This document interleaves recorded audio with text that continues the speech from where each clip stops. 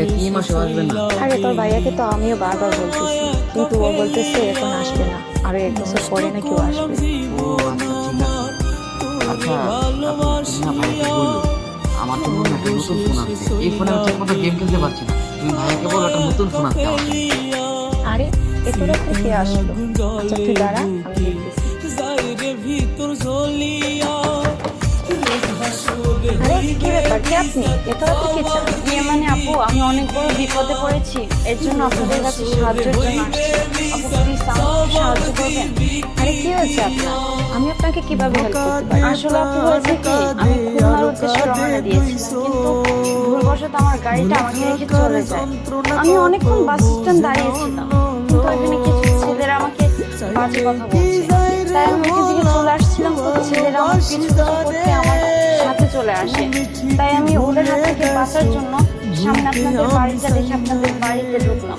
বলছিলাম কি আপু, আজকে রাতটা কি আপনাদের বাড়ি থাকা যাবে? আমি সকাল হলেই চলে যাব। দেখেন আপু, আমি বুঝতে পারছি আপনি অনেক বিপদে পড়েছেন, কিন্তু আমি সরি, আমি আপনাকে সাহায্য করতে পারবো না। আপনি অন্য কোথায় গিয়ে দেখুন।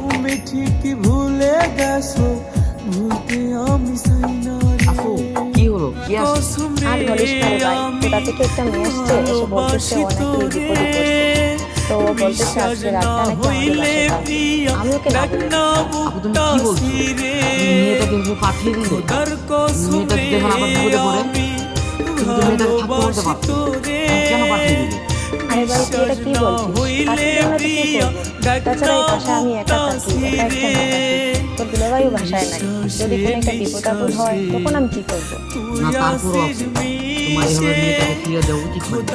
আচ্ছা একটা জিনিস ভাবো, সে একটা মেয়ে মানুষ, তুমি তো একটা মেয়ে মানুষ। আপনি তুমি তার সাথে তুমি থাকতে আর এভাবে যদি তুমি বিপদে পড়তে, তাহলে কেমন হতো? হ্যাঁ ভাই, এটা তুই ঠিক করেছিস। মেয়েটাকে এভাবে পাঠিয়ে দেওয়াটা আমার ঠিক হয় মেয়েটা মনে আধার আসছে, একটু দেখো তো। আচ্ছা ভাই তুই বস,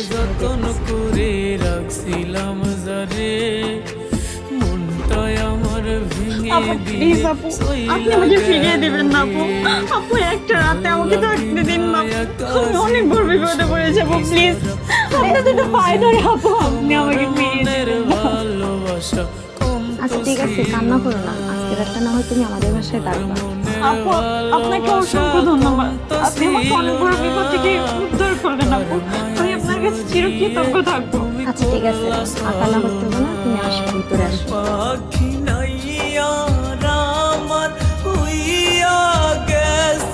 আচ্ছা ঠিক আছে আপু, তুমি এখন বসো, আমি তোমার জন্য কিছু খাবার নিয়ে আসি। না না আপু, আমি খাবার খেয়ে আসছি, আমি একটু ঘুমাই। আচ্ছা আপু, তাহলে তুমি রেস্ট করো, আমি এই পাশে রুমে আছি, তোমার যদি কিছু লাগে আমাকে ডাক দিও। আচ্ছা আপু, কিছু যদি মনে না করেন একটা প্রশ্ন করি, এই মানে আপনাদের বাসায় কি কোনো পুরুষ মানুষ নেই? মানে আপনার হাজবেন্ড কি বাসায় থাকে না? না আপু, আমার হাজবেন্ড বাসায় থাকে না, প্রবাসে থাকে। তো আমি আর আমার ছোট ভাই একা বাসায় থাকি। আচ্ছা ঠিক আছে আপু, আপনি শুয়ে পড়েন, আমি সামনে রুমে আছি, আপনার যদি কিছু লাগে আমাকে অবশ্যই বলবেন। আচ্ছা ঠিক আছে আপু।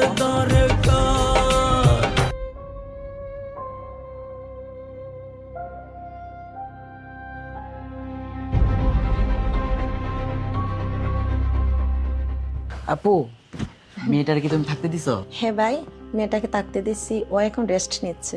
ও তাহলে তো ভালোই হলো। আচ্ছা যাই হোক আপু, অনেক রাত হয়ে গেছে, এখন চলো ঘুমিয়ে পড়ি। হ্যাঁ চল ভাই।